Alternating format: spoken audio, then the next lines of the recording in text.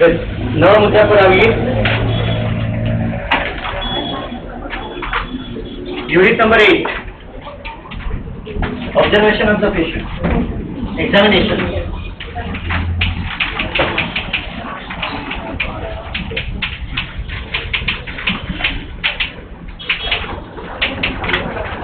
Examination એટલે શું? પરીક્ષા. પરીક્ષા કરવી મતલબ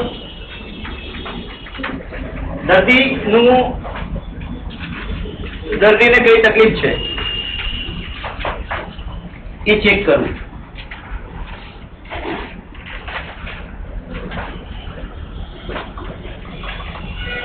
I would say, my friends, કે પેશન્ટની ટ્રીટમેન્ટ એ ખૂબ જ સરળ પ્રક્રિયા છે. પેશન્ટની સારવાર ખૂબ જ સરળ પ્રક્રિયા છે.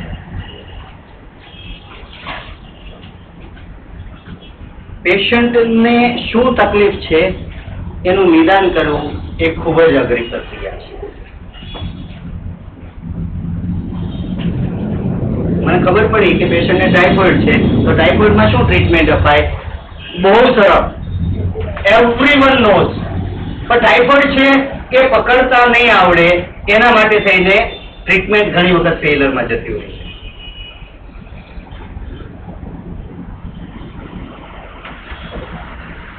સમસ્યાનું નિરાકરણ કરવું, એને હું જનરલાઇઝ કરીને કહું છું, સમસ્યાનું નિરાકરણ શોધવું ખૂબ જ સરળ પ્રક્રિયા છે. સોલ્યુશન શોધવું સરળ પ્રક્રિયા છે. સમસ્યાનું મૂળ શોધવું એ ખૂબ જ અઘરી બાબત છે. આપણે ઘણી બધી વખત પ્રોબ્લેમ સોલ્વિંગ એટલે સમજો છો હું જે વાત કરવા માંગુ છું. I am not talking of the nursing only. In a routine life આપણે શું કરીએ છીએ? We are simply struggling throughout the day. આખો દિવસ આપણે સ્ટ્રગલ જ કરતા હોઈએ છીએ. સવારથી સાંજ સુધી problem. We are finding out solutions, and this is called the life. સવારે જાગ્યા એટલે પહેલો પ્રોબ્લેમ કયો? ઊંઘ ઉડતી નથી. Am I right or right? ત્યાંથી શરૂ થયું. આખો દિવસ પાપ કર્યા હોય તો રાત્રે ઊંઘ આવતી નથી. ઊંઘ ઉડતી નથી ત્યારથી શરૂ કરી અને ઊંઘ આવતી નથી. આ બેની વચ્ચે તમારું અને મારું જીવન શેનાથી ભરેલું છે? પ્રોબ્લેમ્સ. અને આપણે શું કરીએ છીએ? એને સોલ્યુશન કરીએ છીએ, સોલ્વ કરીએ છીએ. જેને સરસ રીતે સોલ્યુશન કાઢતા આવડે છે એની જિંદગી હું એવું કહીશ કે સુખી જિંદગી છે. અને જેને પ્રોબ્લેમ સોલ્વ કરતા આવડતું નથી એ વ્યક્તિને હું દુઃખી આત્મા કહીશ. તમે અને હું, આપણામાંથી ઘણા બધા સુખી આત્માઓ છે અને ઘણા દુઃખી આત્માઓ છે. એક ઉદાહરણ આપો એટલે તમને સમજાય છે સુખી આત્મા અને દુઃખી આત્મા એટલે શું. બધા ચપ્પલ પહેરીને જાઓ છો બધા?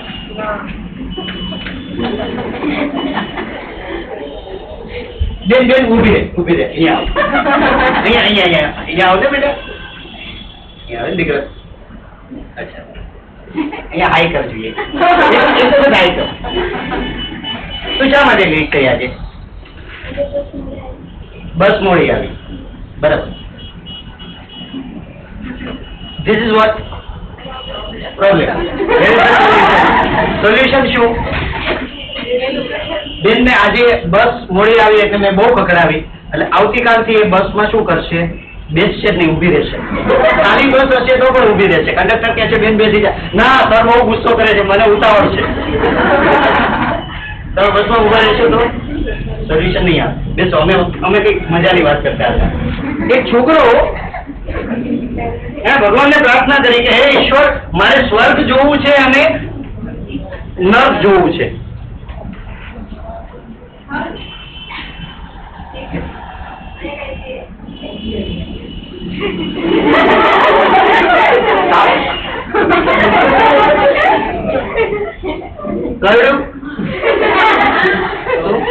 ગરોળી કેવું કઈ હશે?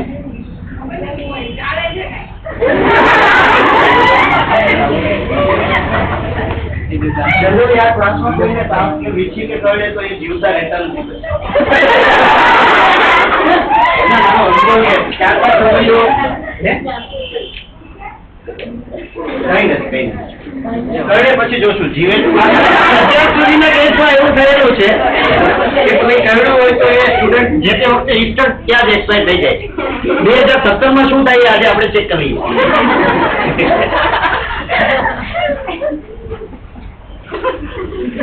બેન કઈ નથી લેક્ચર સાંભળે છે મારું.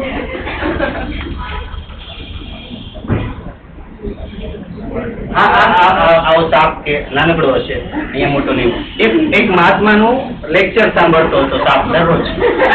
મારે જેવો મહાત્મા છે કઈ, અને સંતનું કથા એટલે સાપ દરરોજ નાગ દેવતા આવીને સાંભળે. અને મહંતે એવું કહ્યું કે હિંસા ના કરાય.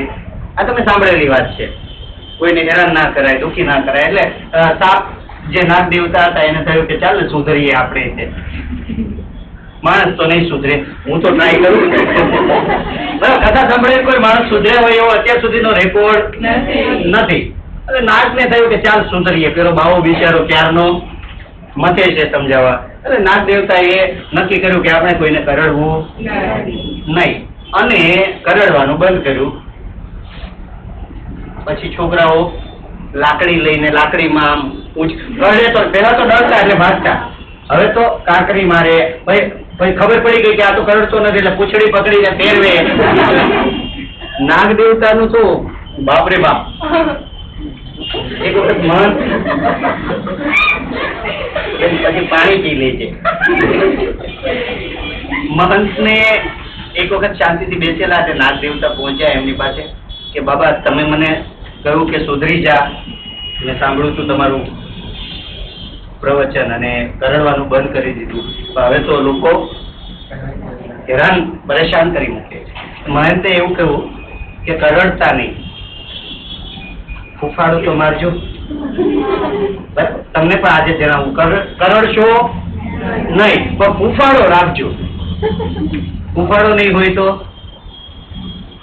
લોકો પૂંછડી પકડીને ગોળ ગોળ ફેરવશે. આની કાળજી રાખવી પડશે. અને આ છોકરાએ ઈશ્વરને પ્રાર્થના કરી કે હે ભગવાન મને સ્વર્ગ અને નર્ક જોવા છે, બેવ લઈ જા ને ક્યારેક. એટલે ભગવાન એક વખત સપનામાં આવ્યા, સવારે 4 વાગ્યામાં જગાડ્યો. બ્લુ વેલ વાળા કેમ જગાડે નાના છોકરાઓને, એવું કે શું નામ રાખીએ એનું, ટપુ, ટપુડા ઉભો થા. ટપુ જાય ગયો કે ચાલ હું તને સ્વર્ગ બતાવું નર્ક બતાવું. ભગવાને ઉપાડ્યો એને. પેલા શું જોવું તારે કે સ્વર્ગ જોવું કે નર્ક? ટપુ કે વહેલી હવાર છે, કામ કરો પેલા નરક બતાવી દો ને એટલે જોઈ લઈએ, પછી સ્વર્ગમાં જઈને થોડાક રિલેક્સ થશું, ત્યાં તો બધું સારું હોય. પેલા નરકમાં લઈ ગયા. એક વસ્તુ ઓબ્ઝર્વ કરી ટપુએ, ભવ્ય મિષ્ટાન ને બધું ભરેલું નરકની અંદર, પણ જેટલા માણસો હતા ને એટલા બધાના હાથ આમ લાંબા, વળે નહીં કોણીમાંથી. એટલે ખાઈ શકે ને, એટલે ભરેલા મિષ્ટાન અને બધા તરફડે. બિચારા ભૂખ્યા વલવલે, દુખી દુખી રડે, રાડા રાડ કરે. બાપરે ભૂખ્યો છું, મરી ગયો. ભગવાનને પ્રાર્થના કરે, હે ભગવાન, આમ જ કરે ને તો, હે ભગવાન મને મારા હાથ સીધા કરી દે. થાય નહીં. ભગવાન અંદર નહીં ગયો, આ ટપુને જ મોકલ્યો, કારણ કે મારે નહીં તો પેલા કંટાળેલા ભગવાન. ટપુ જોયો દુઃખી થઈને બહાર આવે કે ભગવાન આવું કરાતું હશે યાર. કે ચાલો એ કે સ્વર્ગ બતાવો. સ્વર્ગમાં ગયા. સ્વર્ગમાં બધા ખુશખુશાલ. ટપુએ વસ્તુ ઓબ્ઝર્વ કરી, બધાના હાથ કેવા, આવા જ વળે નહીં કોઈના હાથ. પણ શું કરે, લઈ અને બીજાને ખવડાવે, બીજો પેલાને ખવડાવે, સામસામું ખવડાવે, એકબીજાની સાથે હળે મળીને રહે. બધા જ ફર્સ્ટ ક્લાસ, બધા ધરાયેલા. પોતાને તો ખાવું નથી, બીજાને ખવડાવવાનું છે નક્કી છે, અને તાણ કરી કરીને ખવડાવે. નહીં ખાતું, મારા સમ ને તારી મમ્મીના સમ ને તારી સાસુના સમ, બધા ખુશખુશાલ. ટપુ બહાર આવ્યો, પછી ઈશ્વરને કહ્યું કે પ્રભુ લીલા ન્યારી છે તમારી, સ્વર્ગ અને નર્ક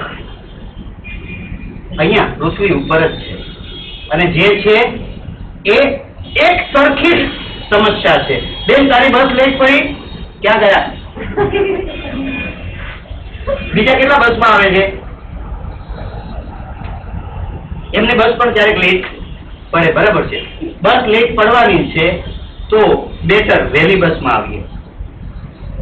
there is the problem. Bus છે તો લેટ થશે, બસમાં જ આવવાનું છે તો ઘરનું એરોપ્લેન લઈ આવું તો લેટ નહીં થવાય. કેમ ભાઈ? એરોપ્લેન પણ ના બગડે. અથવા એરોપ્લેન છે તમારી પાસે તો પાયલોટ ક્યાંથી લાવશો? પાયલોટ ઊંઘી રહ્યો હતો. If there is the situation will have always some sorts of the problems. કોઈ પણ સંજોગ હશે, સંજોગની સાથે સમસ્યા હંમેશા જોડાયેલી હશે અને સમસ્યા હશે એનું સોલ્યુશન હશે હંમેશા. તમે સમજો છો હું જે કહેવા માંગુ છું એ? હવે એ સોલ્યુશન શું?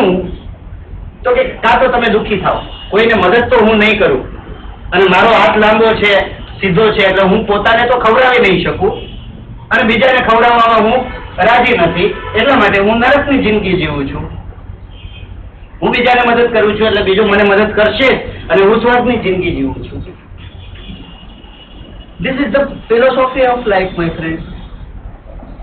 ખા, ખવડાવ, રાજી રાખ, રાજી રે, હળી નહીં કર અને હળી સહન નહીં કર. These are the simple basics.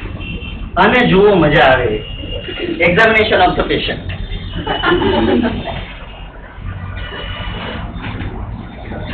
મેં વાત કરી એમ બહેનો, કોઈ પણ સમસ્યાનું સમાધાન શક્ય હોય છે. સમાધાન અઘરું નથી.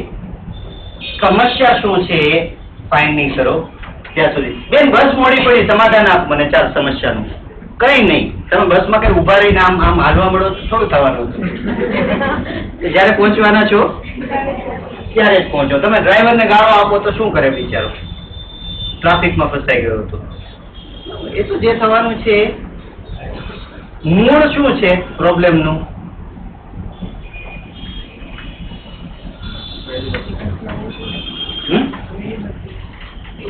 એ સોલ્યુશન કીધું તમે. હજુ પ્રોબ્લેમ ક્યાં છે? મેઇન પ્રોબ્લેમ નર્સિંગ છે. ભણો જ નહીં તો અહીંયા આવવાનું રહેતું જ નથી, બરાબર? એટલે પહેલો પ્રોબ્લેમ કયો તમારો? તો કે ભાઈ મારે ભણવા જવાનું. હવે એને તો નિવારી શકાય એવી બાબત નથી, બાજુ પર મૂકો. ભાઈ ભણવા તો જવું પડશે, એમાં નહીં ચાલે. બીજો પ્રોબ્લેમ શું? ટાઈમિંગ છે. બીજો પ્રોબ્લેમ શું છે? 8:30 વાગ્યામાં તો કઈ પહોંચાતું હશે, 10 વાગ્યાનું હોય તો આરામથી પહોંચી જઈએ. નિવારી શકશો? નહીં, બાજુ પર મૂકો. ત્રીજું,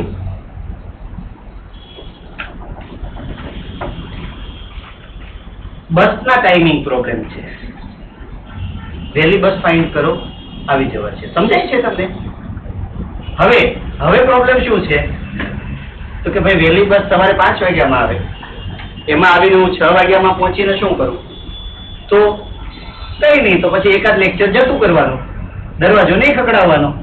મોડું થાય એમ જ હોય. ઘણા બધા સંજોગો કેવા હોય છે? અનિવાર્ય સંજોગો હોય. ઘણી બધી સમસ્યાઓ એવી હોય કે એનું સોલ્યુશન તમને મળતું નથી, ત્યારે પછી સમસ્યાને પ્રેમથી સ્વીકારી લેવાય. આવું નથી સ્વીકારતા આપણે ઘણી વખત. તમારા ફાધર સાથે તમને પ્રોબ્લેમ છે કોઈ? હા, હવે બધાને હશે, નાના મોટા હોય કે નહીં? બધાના પપ્પા હારા જ છે. પિતા નહીં તો સારું કહેવાય. ઘણા બધા બહેનો હશે એના પિતા છે. પપ્પા સાથે પ્રોબ્લેમ ના હોય. મમ્મી સાથે, અચ્છા પપ્પા સાથે નથી, મમ્મી સાથે નથી, તો તમારામાં કઈક પ્રોબ્લેમ છે. તમને કોઈની સાથે પ્રોબ્લેમ નથી તો તમારામાં કઈક પ્રોબ્લેમ છે. હોય ને? નાના મોટા તમે એવું કહ્યું કે પપ્પા મારે આ લેવું છે, પપ્પાએ કહી દીધી ના બેટા બજેટ નથી, અથવા તો ના લેવાય આપણને, કે મારે નથી લઈ લેવું સિમ્પલી. નહીં સારું લાગે ને? Can you change your father? હવે રાઈટ ઓર રોંગ થાય? શું કરવાનું? સ્વીકારી લેવાનું. આનું તમારે રેગ્યુલર એક્ઝેક્ટ એક્ઝામ્પલ જોઈતું હોય તો તમે મારા ધર્મપત્નીને મળી શકો. એને સ્વીકારી લીધું કે હવે આ મોડેલને બદલી શકાય એમ.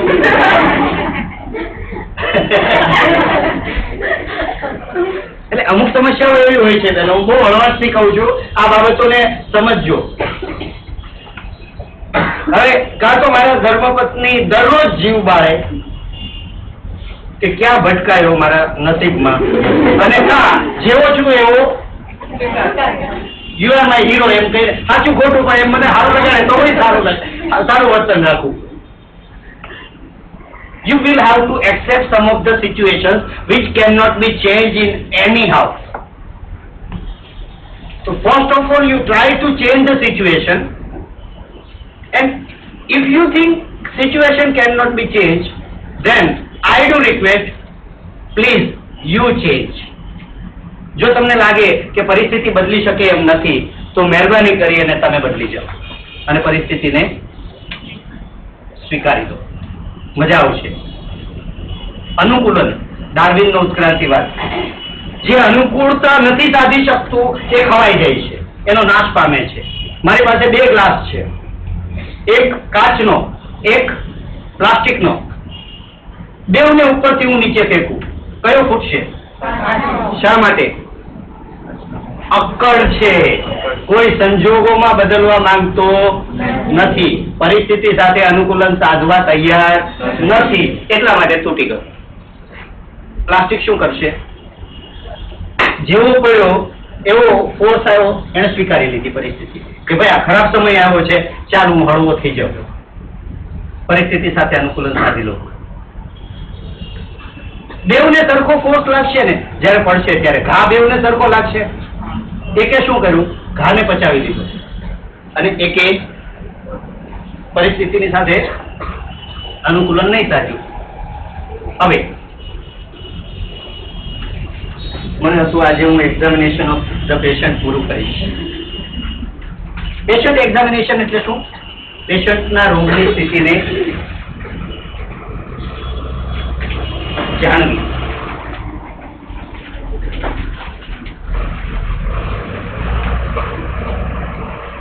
કોઈ પણ કોઝિસ ઓફ ડિઝીઝ આપ્યા છે જેમાં જતો નથી. આપણે અગાઉ વાત કરી છે. આપણે રોગના કારણો થઈ ગઈ છે ચર્ચા. નર્સિંગ પ્રોસેસ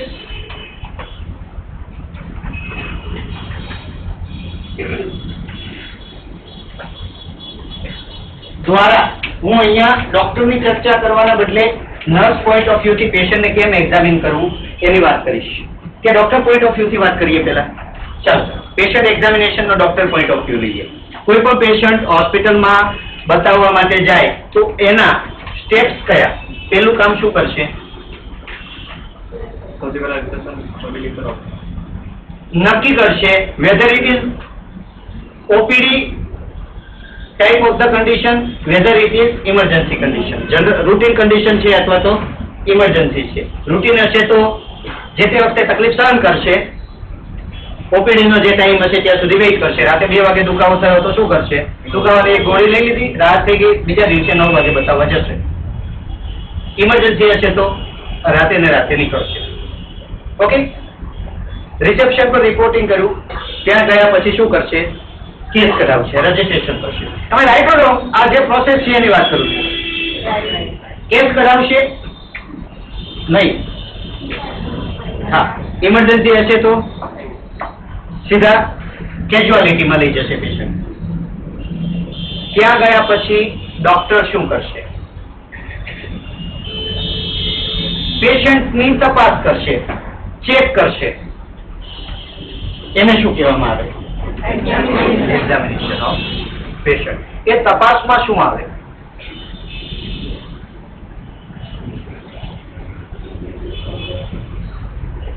એની ચર્ચા આપણે આગળ કરીએ.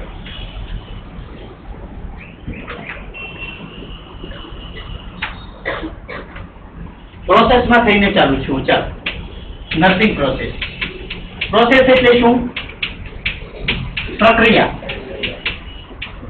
પ્રોસેસ એટલે પ્રક્રિયા. Series of action. તમારે જે કામ કરવાનું છે એના તબક્કાવાર તબક્કાઓ એક પછી એક, એને પ્રક્રિયા કહેવાય. દાખલા તરીકે ચા બનાવવી છે તો ચા બનાવવાની પ્રક્રિયા શું? પાણી ઉકાળો, દૂધ નાખો, ખાંડ નાખો, ચાની પત્તી નાખો, ગરમ કરો વગેરે આખી જે પ્રક્રિયા છે સ્ટેપ બાય સ્ટેપ થશે.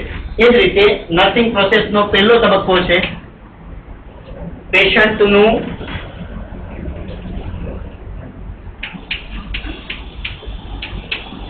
અસેસમેન્ટ. પેશન્ટને અસેસ કરવું એટલે શું? પરિસ્થિતિનો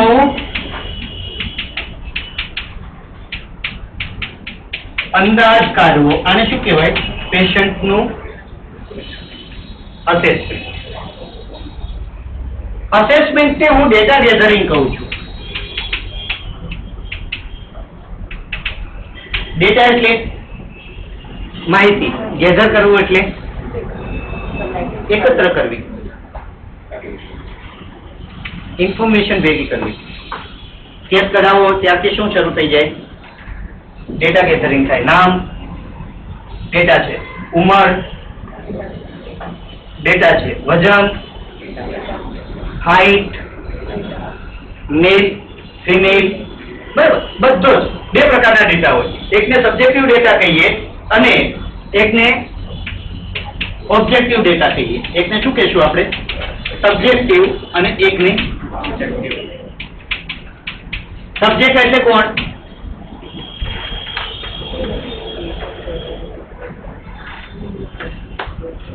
સબ્જેક્ટ કોણ? મુન્નાભાઈ MBBS વર્ડ આવે છે. सब्जेक्ट ने खाना खाया, सब्जेक्ट उठा, सब्जेक्ट गया. Subject is a patient. Subjective data એટલે पर्सन નો ડેટા. સબ્જેક્ટિવ ડેટા મતલબ બેન નામ શું તમારું? શ્રદ્ધા. તો શ્રદ્ધા બેને જે મને માહિતી આપી એ કયો ડેટા? Subjective data.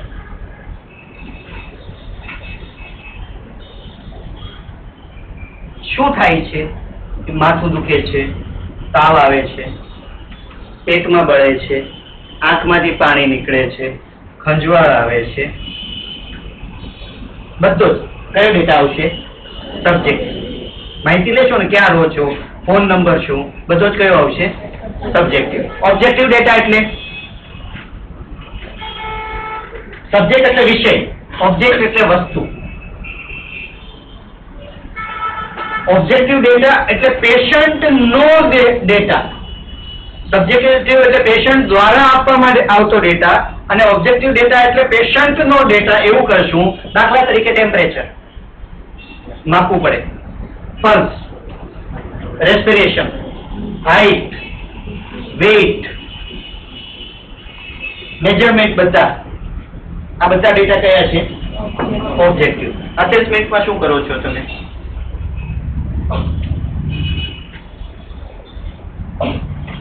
અસેસમેન્ટમાં શું કરશો? ડેટા ગેધર કરશો.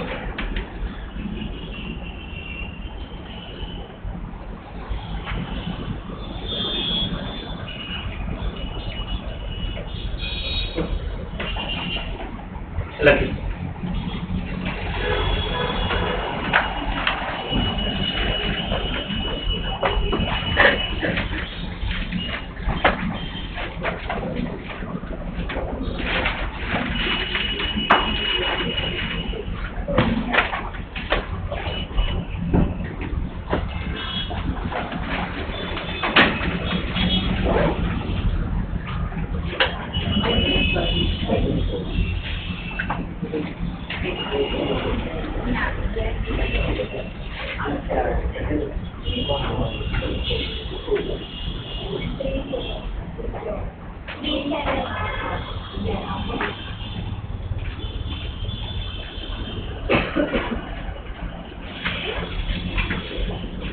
સાપ ક્યાં ગયો?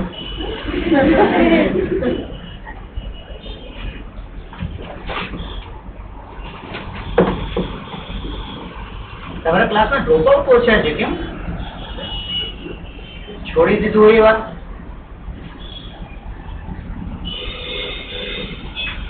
ક્લાસમાં છોડી દીધું હોય એવા સ્ટુડન્ટ કેટલા? ઓછા? કેપ્ટન ક્યાં છે? કેટલા? 4-5 ખરા? નસીબદાર. ચાલો એ છૂટી ગયા.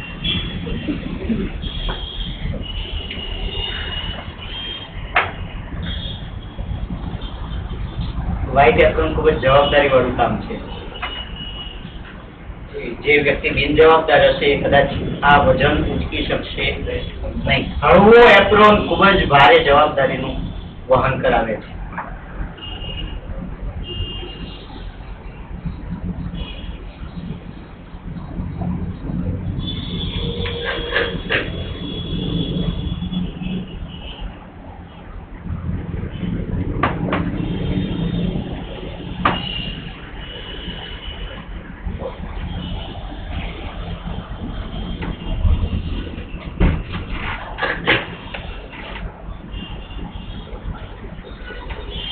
ડેટા કલેક્ટ કઈ રીતે કરશો? How to collect the data. આને આપણે ઓબ્ઝર્વેશન ઓફ ધ પેશન્ટ કહીએ. બહુ સરળ ભાષામાં કેવું હોય તો ડેટા ગેધરિંગનું કામ, અસેસમેન્ટનું કામ છે એ મુખ્યત્વે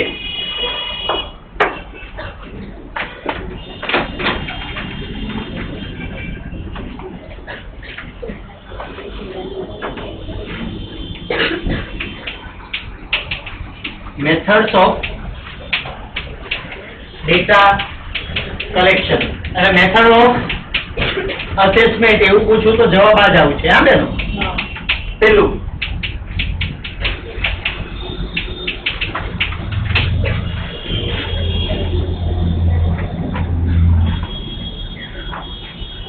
શું થાય છે? શરૂઆત ક્યાંથી હોય? કે એની પહેલા કંઈક હશે, ડોક્ટર અથવા તો એવું કંઈક હોય અથવા તો નર્સિંગ સ્ટાફ.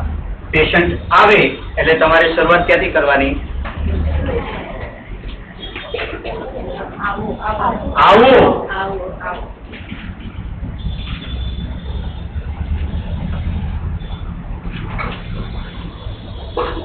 દીપકભાઈ, હિતેશભાઈ, કેમ આવું થયું? હિતેશભાઈ, કેમ આવવાનું થયું? મતલબ તમે ક્લિનિકમાં હશો, હોસ્પિટલમાં હશો, ત્યારે તમે પેશન્ટને આવે ત્યારે જ એવું કહો કે તમે મારે ત્યાં આવો, એ મને ગમતું નથી. તમારે મારે ત્યાં આવવું પડે એવા સંજોગો ઊભા થવા જોઈએ નહીં. એમ જ ચા પીવા માટે આવો, વાંધો નહીં, ગપ્પા મારીશું, પણ માંદા પડીને આવો એ મને ગમતું નથી. ભલે મને આવક થતી હોય એમાંથી. આવો બહુ ક્લિયર કટ મેસેજ તમારા પેશન્ટને આપો. સમજ પડે છે? પેશન્ટને એવું થશે કે ડોક્ટર મારા હિતે જ શું છે. હું જે કહેવા માંગુ છું સમજજો. અને એ દિલથી હોવું જોઈએ. તમારું અને મારું એક દુર્ભાગ્ય એ છે બહેનો કે આપણે એવા વ્યવસાયમાં છીએ કે જ્યારે વ્યક્તિને તકલીફ પડે છે ત્યારે આપણી પાસે આવે છે. ખુશીથી બિઝનેસ આપવા આવતો નથી. એને આપણને પૈસા આપવા પડે છે, એ આપતો નથી. તમે મીઠાઈ વેચતા હશો તો પેશન્ટ પૈસા આપી અને ખરીદે છે, ખુશી ખુશી તમારી પાસે આવે છે. પેશન્ટ મતલબ જે ખરીદદાર છે, તમે મીઠાઈ વેચીએ છો તો ખરીદદાર તમને પૈસા આપે છે, ખુશ થાય છે અને તમારી પાસેથી મીઠાઈ લે છે. એને તમને પૈસા આપવા નથી પડતા, એ આપે છે. સમજો, શબ્દો સમજો છો? જ્યારે હોસ્પિટલમાં પેશન્ટ આવે છે ત્યારે એને હોસ્પિટલને પૈસા આપવા પડે છે.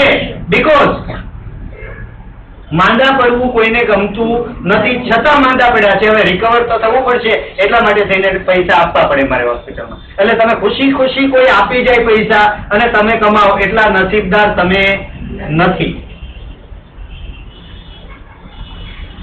મજબૂરી માં આપવા પડે છે ઘણી વખત. તમને કદાચ એવું લાગશે કે હું જે વાત કરી રહ્યો છું એ મુખ્ય ધારાથી વિપરીત થઈને કરી રહ્યો છું. ના, હું જે વાત કરું છું એ અગત્યની વસ્તુ જ છે. પેશન્ટને વેલકમ કરો. પેશન્ટને ક્યારેય નહીં પૂછશો તમારું નામ શું. બુદ્ધિ વગરના છો તમે. કેસ પેપર નથી, એમાં નામ નથી લખેલું, નામ સિવાય આગળ ચાલશે. નેવર આસ્ક પેશન્ટ તમારું નામ શું છે. Start with the name of the patient. Hiteshbhai કેમ છો, શું થયું, કેમ આવવું પડ્યું. તમે કોઈને ઓળખતા જ નથી. ડોક્ટર સીધા જ તમને નામથી બોલાવે. તમે મારે ત્યાં આવો. બેન નામ શું છે બેટા? મયુરી. તમે કાઉન્સેલિંગ માટે મારી ચેમ્બરમાં આવો અને આવો એટલે સીધો જ હું કહું, બોલો બેન મયુરી બેન.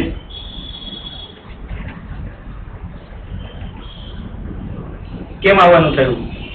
તને સારું લાગશે કે નહીં બેન હું નામથી બોલાવીશ તો?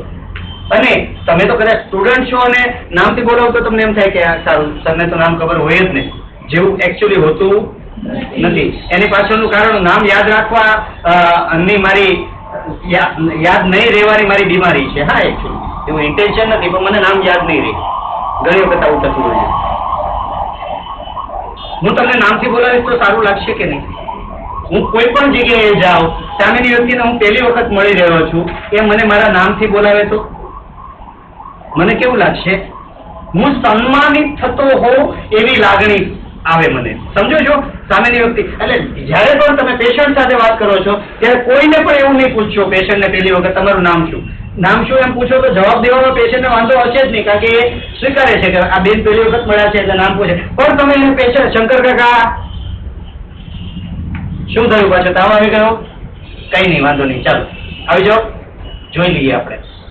શંકર કાકાને એ ખબર નથી કે આ બેનને મારું નામ કેમ ખબર પડ્યું. શંકર કાકાને એ પણ ખબર નથી કે આ બેનને કેમ ખબર પડી કે મને તાવ આવ્યો. અને છતાં પણ તમે એટલી માહિતી આપી, એનો મતલબ એવો થયો કે શંકર કાકાને એવું લાગ્યું કે આ બેન કંઈક જાણે છે. આ બેન પાસે કંઈક એવો જાદુ છે કે હું કહું એ પહેલા એને ખબર પડી જાય છે. ઘણા બધા ટેક્ટ હોય છે, નાનકડી ટેક્ટ હોય, બહુ કામ કરે. સામેની વ્યક્તિને સફળ થવું છે, હા કે ના? એક શોર્ટકટ આપું નહીં, એક મેસેજ આપું સફળ થવાનો. સફળતાનો કોઈ શોર્ટકટ હોતો નથી, આ યાદ રાખજો. એટલા માટે જ ન કહ્યું છે. ના, કામનો એક મેસેજ આપું સફળ થવું હોય તો. સામેની વ્યક્તિને તમારાથી પ્રભાવિત કરી દો. તમે કહેશો એમાં શું, આ ચપટી વગાડતા થાય, કરો ત્યારે ખબર પડે. આમ સ્ટાઇલ મારવાથી, વટ મારવાથી પ્રભાવિત થઈ જશે સામેની વ્યક્તિ. હેન્ડસમ ગાય અથવા બ્યુટીફુલ ગર્લ કોઈ પ્રભાવિત નથી થતું. પ્રભાવિત શેનાથી થશે? જ્ઞાનથી પ્રભાવિત થશે, નોલેજથી પ્રભાવિત થશે. સામેની વ્યક્તિને દબાવી દો. તમારે જો સફળ થવું હોય તો આ ધીસ ઇઝ ધ રૂલ. હા, હું જે જણાવું છું સામેની વ્યક્તિ તમારાથી અંજાઈ ગઈ અને પતી ગયું તો જ તમે કોઈ એમ કરશે. અને અંજાશે ત્યારે જો તમારી પર્સનાલિટીમાં એક પ્રતિભા એવી હોય કે સામેની વ્યક્તિ તમારી સામે દલીલ કરી જ ના શકે. જરૂરી છે જ્યાં જરૂર પડે ત્યાં ઊંચા અવાજને ઊંચો કરીને દબાવી દો, જ્યાં જરૂર પડે ત્યાં ચૂપ રહીને દબાવી દો, જ્યાં જરૂર પડે ત્યાં ફક્ત આંખના ઈશારાથી સામેની વ્યક્તિને દબાવી દો. નજર ઝૂકવી નહીં જોઈએ ક્યારે. તમારી નજર ઝૂકી મરી ગયા સમજજો.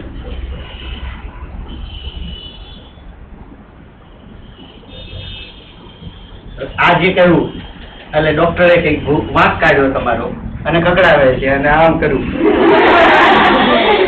શા માટે? સાહેબે કીધું તું એક વાર નજર ઝૂકવી નહીં જોઈએ એટલે ડોક્ટર ની સામે આમ જ ઉભા રહે. સાહેબે શું કહ્યું તું?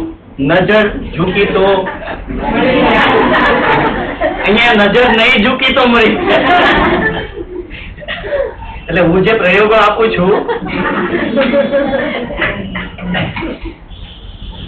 એને દોઢાપણના પ્રયોગો કહેવાય. નાનપુરામાં એક છોકરો રહેતો હતો કે તમારી જેમ જ ક્લાસ એટેન્ડ કર્યા છે એટલે સાહેબે એક વખત કહ્યું કે આગે કી સોચના चाहिए, એડવાન્સમાં પ્લાનિંગ કરીને ચાલો દરેક વસ્તુનું. શું જરૂર પડશે? દાખલા તરીકે તમે સવારે બજારમાં જાઓ છો અને બપોર માટેનું શાકભાજી લેવા જાઓ છો અને સાથે સાથે સાંજનું શાકભાજી લેતા આવો છો તો સાંજનો ધક્કો ઓછો થાય. અને થોડું આગે કી સોચો, આગળનું પ્લાનિંગ કરીને ચાલો. આ ભાઈને મગજમાં આમ કમ્પ્લીટ ઘૂસી ગયું, આગળનું પ્લાનિંગ કરીને ચાલવાનું હંમેશા. ગરીબ ઘરનો દીકરો, મમ્મીની તબિયત ખરાબ. એક વખત સવારે 8-9 વાગે આ બે બેચ પર જે બહેનો બેસે એને કઈ પેલો રોગ થયેલો હોય છે કે લેક્ચરમાં ધ્યાન નહીં આપવું, લખ કરવું ખાલી. તમારી જગ્યાએ બીજા કોઈ બેન બેસે છે તમારી જગ્યાએ કે ખબર નહીં? ના, આજે એ બેન એબસેન્ટ છે, નામ મને યાદ નથી. શું નામ? ઉન્નતિ. એમણે તો એક વખત ક્લેરિફિકેશન આપ્યું કે સર તમે જે બોલો છો એ નોટ્સ લો એટલે કહેતો નથી. તો તમને તો બેઉને હું ઓબ્ઝર્વ કરું છું, તમે આ જ લખો છો. હવે આમાં શું વાંચવા જેવું ને લખવા જેવું છે ખબર નથી કઈ.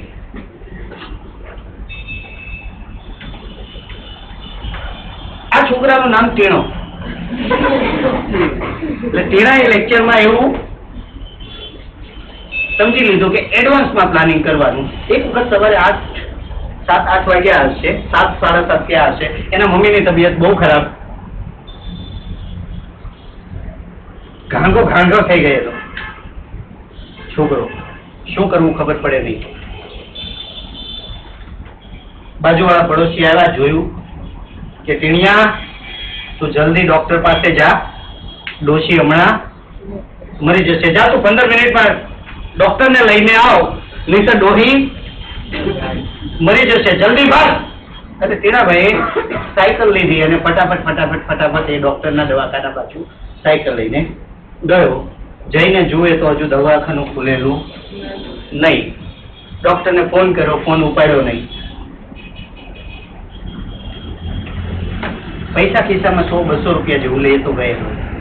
ડોક્ટરને કદાચ લાવવામાં જરૂર પડે. બેચેન થઈ ગયો. હા બિચારો. 8:30 વાગ્યા. ડોક્ટર આવ્યા નહીં. પછી 8:30 ફોન કર્યો.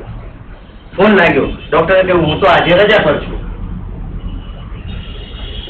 7:30 વાગે એના પડોશીએ એવું કહ્યું કે જલ્દી જા, તું 15-20 મિનિટમાં ડોક્ટરને લઈને નહીં આવે તો ડોશી મરી જશે.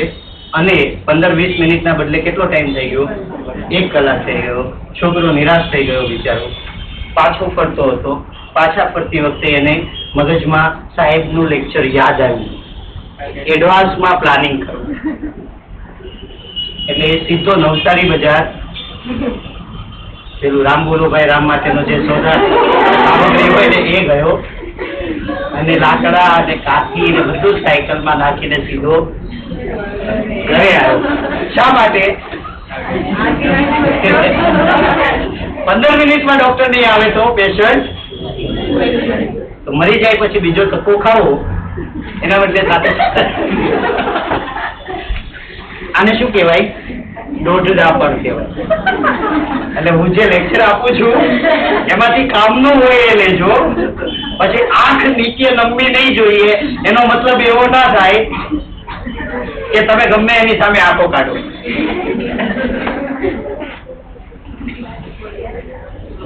આજે ગાડી આડા પાટા પર બહુ ચડી જાય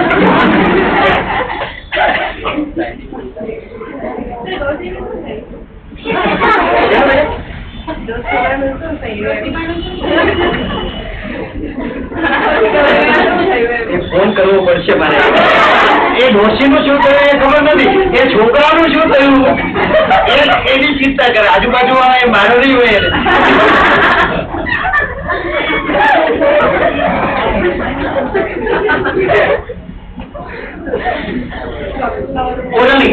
પહેલું કામ શું આવશે? ઇન્ટરવ્યુઇંગ. ઇન્ટરવ્યુ વખતે તમે પેશન્ટને પૂછો છો એને શું થઈ રહ્યું છે, અને એ ઇન્ક્વાયરી કેવી હોવી જોઈએ? રિલેટેડ ટુ પેશન્ટ કમ્પ્લેન અને રિલેવન્ટ હોવી જોઈએ. દાખલા તરીકે હું ઘણી વખત કહેતો હોઉં છું, કોઈ પણ લેડીઝ આવશે તો એના પેટના દુખાવાને પ્રાયોરિટાઇઝ કરી અને મેન્સિસ સાથે જોડવાનો પ્રયત્ન કરો. પીએમએસ હોઈ શકે. પહેલું જ પ્લાનિંગ કયું હોય? બહેનો છે કોઈ અને એવું કહે છે કે મને પેટમાં દુખે છે. પેટમાં એટલે પૂછો ક્યાં? પેડુના ભાગમાં. કે હા, તારીખ શું છે મેન્સિસની? સિમ્પલ. તમારી ક્વેરી કોને રિલેટેડ હશે? તમારા પ્રશ્નો શેના આધારે હશે? પ્રશ્નોથી જ તમને મોટા ભાગે પેટમાં દુખે છે. શું ખાધેલું? ફૂડ પોઈઝનિંગ હોઈ શકે. બરાબર. અહીંયા છાતીમાં બળે છે સાહેબ. અચ્છા, શું ખાધેલું? માથું દુખે છે. ચહેરો જોયો તમે? બરાબર. ઉજાગરો છે? There are going to be the simple questions. ઇન્ટરવ્યુમાં ક્વેશ્ચન કેવા હશે? સરળ હશે. અને હોશિયાર ડોક્ટર અથવા હોશિયાર હેલ્થ વર્કર એને કહેવાય. એ ક્વેશ્ચન થી તે અસેસ કરી લે. મોટા ભાગે આઈડિયા આવી જવો જોઈએ તમને. આ હોઈ શકે, હોઈ શકે, હશે નથી, હશે જ એવું નથી કહેતો, હોઈ શકે. Step 1 inquiry.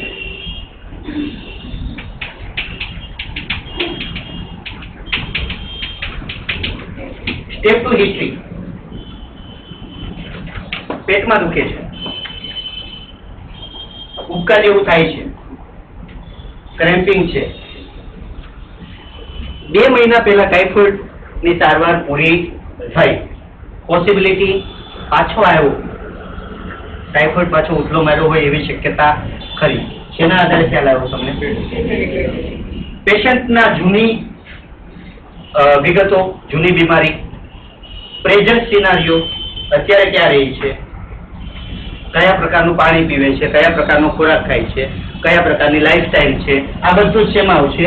હિસ્ટ્રીમાં. હિસ્ટ્રી ટેકિંગ હશે એટલે ફટ દઈને આઈડિયા આવી જશે. સ્પોર્ટ્સ નું કામ કરતી વ્યક્તિને તકલીફ કઈ રીતની હોઈ શકે? હીરાના કારખાનેદાર હીરા ઘસતી વ્યક્તિને કઈ તકલીફ હોઈ શકે? ટૂંકમાં વ્યવસાયના આધારે, જે તે સોશિયો ઇકોનોમિકલ કન્ડિશનના આધારે you can have the idea પેશન્ટને શું તકલીફ છે. ત્રીજું,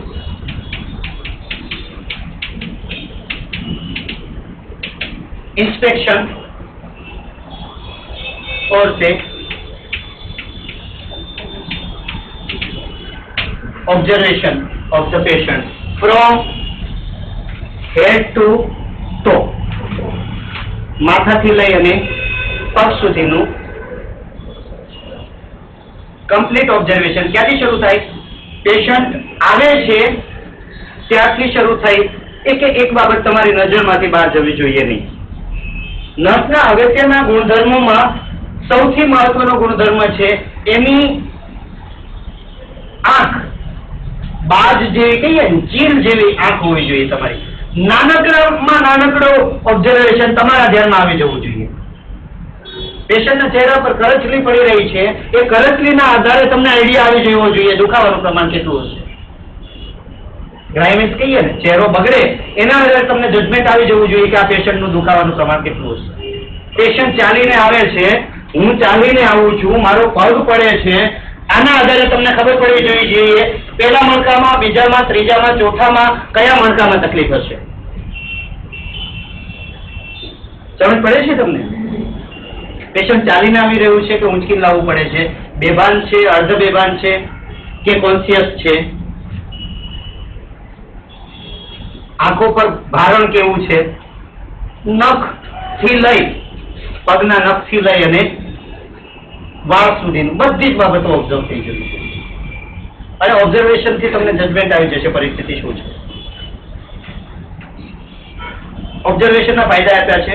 ફિઝિકલ મેન્ટલ કન્ડિશનનો ધ્યાન આવે, ડાયગ્નોસિસ થઈ શકે, બીમારીનું કારણ જાણી શકાય અને નર્સનું નોલેજ વધે. શું શું ઓબ્ઝર્વ કરવાનું? સિમ્પલ છે, મારે ચર્ચા કરવી જરૂરી નથી લાગતી. અને ચોથો તબક્કો આવશે ફિઝિકલ એક્ઝામિનેશન. ચોથો તબક્કો આવશે ફિઝિકલ એક્ઝામિનેશન. પાંચમી બાબત આવશે